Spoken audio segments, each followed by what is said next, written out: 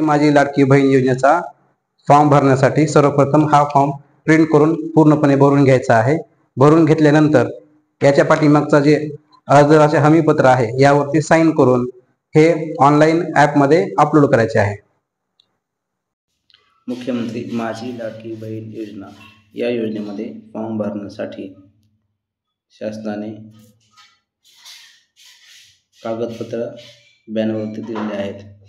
त्यासाठी आपल्याकडे आदिवासी प्रमाणपत्र नसल्यास त्याऐवजी 15 वर्षापूर्वीचे राशन कार्ड किंवा मतदान ओळखपत्र किंवा शाळा सोडायचे प्रमाणपत्र, जन्म दाखला या चारपैकी कोणतेही ओळखपत्र अथवा प्रमाणपत्र ग्राह्य धरलं जाणार। तसेच योजनेतून 5 एकर शेतीची अट वगळण्यात आली आहे। तसेच वयोगटाची मर्यादा 21 ते 60 वरून 21 ते 65 वर्ष केली आहे। ज्या कुटुंबाकडे पिवळे व केशरी राशन कार्ड असेल त्यांना उत्पन्नाचा दाखला प्रमाणपत्रातून सूट देण्यात आली आहे। फॉर्म भरण्यासाठी आपल्या मोबाईलमध्ये ॲप डाउनलोड करणं गरजेचं आहे। त्यासाठी प्ले स्टोरवरून हे ॲप डाउनलोड करून घ्यायचं आहे। मी हे ॲप डाउनलोड केलेलं असल्यामुळे डायरेक्ट ओपन आलंय। नारी शक्ती दूत हे ॲप डाउनलोड करायचं आहे। ओपन करा। ओपन केल्यानंतर मुख्यमंत्री माझी लाडकी बहीण योजना या ऑप्शनवर क्लिक करा। त्यापूर्वी आपण जर प्रोफाईल पूर्णपणे भरून घेतली नसेल तर भरून घ्या। प्रोफाईलमध्ये आपले नाव, ईमेल आयडी, मोबाईल नंबर व पत्ता टाकणं गरजेचं आहे। या ठिकाणी मुख्यमंत्री माझी लाडकी बहीण योजना यावर क्लिक। मुख्यमंत्री माझी लाडकी बहीण योजना हा फॉर्म ॲपमध्ये भरण्यासाठी आपल्याकडे आधार कार्ड, आदिवास किंवा जन्म प्रमाणपत्र असणे आवश्यक आहे। जर आपल्याकडे हे प्रमाणपत्र नसेल तर आपण या ठिकाणी मतदान कार्ड अपलोड करू शकता। उत्पन्नाचं प्रमाणपत्र या ठिकाणी आपण राशन कार्ड जे पिवळे किंवा केशरी आहे दोन्हीपैकी कुठलंही अपलोड करू शकता। अर्जदाराचे हमीपत्र हे आपण फॉर्मवरती मागच्या बाजूला सही करून अपलोड करू शकता। तसेच बँक पासबुक हे राष्ट्रीयकृत कुठलीही बँक असो ते आपण या ठिकाणी अपलोड करू शकतो। तसेच खालच्या बाजूला अर्जदाराचा फोटो आहे त्या ठिकाणी आपण लाईव्ह फोटो काढून अपलोड करू शकतो। अशा पद्धतीने आपण डॉक्युमेंट अपलोड करू शकतो। तसेच फॉर्म भरण्यासाठी डॉक्युमेंटवर जे नाव आहे तेच नाव टाकायचे आहे। त्यासाठी आधार कार्डवर जे नाव आहे ते टाकायचे आहे। हे नावं काल्पनिक आहेत, आपणाला समजावं म्हणून हे नाव आपण घेतलेले आहेत। आधार कार्डवर जे नाव आहे ते महिलेचे संपूर्ण नाव टाकलेलं आहे।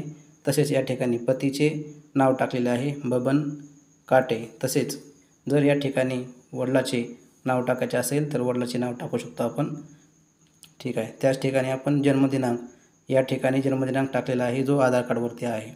तसेच जन्माचे ठिकाण हे टाकायचे आहे, जिल्हा टाकलेला आहे, जिल्ह्यामधील तालुका टाकलेला आहे, गाव टाकलेला आहे, गाव म्हणजे शहर किंवा गाव त्या ठिकाणी गावाचं नाव टाकलेलं आहे। ग्रामपंचायत असेल तर ग्रामपंचायत टाकलेली आहे। तसेच त्या ग्रामपंचायतीचा पिनकोड टाकलेला आहे। हा झाला वरील पत्ता जन्म ठिकाणचा। हा जो पत्ता म्हणून ऑप्शन आहे या ठिकाणी आपण सध्या जो राहत आहोत तो पत्ता टाकायचा आहे। त्या ठिकाणी झाल्यानंतर खाली मोबाईल नंबर टाकायचा आहे, त्या ठिकाणी खाली आधार नंबर टाकायचा आहे, त्याखाली जर आपण शासनाच्या कोणत्या योजनेचा लाभ घेत असेल तर यस करायचं आहे, नाहीतर नो करायचं आहे म्हणजे नाही करायचं आहे। जर यस करत असाल तर त्याबद्दल पूर्ण माहिती लिहायची आहे। या ठिकाणी आपण विवाहित असाल तर विवाहित टाकायचे आहे किंवा त्या ठिकाणी अविवाहित असाल तर ते टाकायचं आहे किंवा इतर कुठलाही आपण या ऑप्शनपैकी जे असेल ते टाकायचं आहे। या ठिकाणी बँकेचं पासबुक ज्या बँकेचं आहे त्याचं नाव टाकायचं आहे। त्या ठिकाणी पासबुकवर ज्या नाव आहे सेम त्याच पद्धतीचं नाव टाकायचं आहे। खाली अकाउंट नंबर टाकायचा आहे व खाली IFSC कोड टाकायचा आहे। तसेच हे बँक अकाउंट आधार कार्डशी लिंक असेल तर या ठिकाणी होय करायचं असेल, नसेल तर नाही करायचं आहे।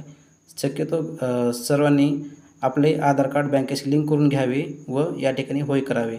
तसेच डॉक्युमेंट अपलोड करण्यासाठी आपले डॉक्युमेंट हे स्कॅन करून किंवा फोटो काढून आपल्या मोबाईलमध्ये ठेवायचे आहे व ते डॉक्युमेंट 1 MB पेक्षा जास्त नसावे, पेक्षा कमी असावे, जे की 900 KB 500 KB अशा पद्धतीनं असावे। आपण डॉक्युमेंट अपलोड करूयात। आधार कार्ड,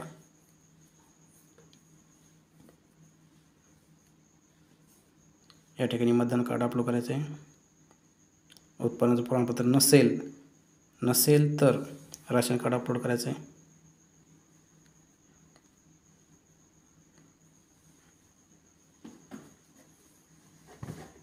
राशन कार्ड माझ्या मोबाईल हे तुम्हाला करून दाखवत आहे मी, त्याच्यामुळं ॲक्युरेट नाही असं समजा. कुठल्या तरी फाईल अपलोड करून दाखवतो, दिसते कसे फक्त बघायचं आहे. आम्ही पत्र सही केलेलं, त्यानंतर बँकेचं पासबुक,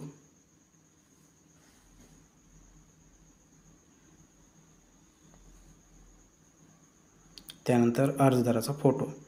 या ठिकाणी अपलोड करायचं ऑप्शन नाही आहे, डायरेक्ट फोटो काढायचा ऑप्शन आहे. मी फोटो काढतो. फोटो काढल्यानंतर या ठिकाणी राईट हे ऑप्शन आलेलं आहे, याला टच करायचं. या ठिकाणी धरून पेजवर येते. ज्या ठिकाणी आपण डॉक्युमेंट अपलोड करतो त्या ठिकाणी धरून पेजवर होत नाही, खालच्या बाजूला धरायचं असतं. या ठिकाणी चेक बॉक्स आहे, याला चेक करा, स्वीकारावर क्लिक करा. माहिती जतन करा या ऑप्शनवर क्लिक करायचं आहे. माहिती जतन करा हे ऑप्शन क्लिक केल्यानंतर आपल्याला एक OTP येईल व ती आलेली OTP टाकून व्हेरीफाय OTP या बटनवर क्लिक करायचे व क्लिक केल्यानंतर फॉर्म सबमिट होईल. सबमिट झाल्यानंतर त्याची स्क्रीनशॉट घेऊन तो स्क्रीनशॉट प्रिंट काढून आपल्या अंगणवाडी सेविकेकडे फॉर्मसहित सबमिट करायचे आहे.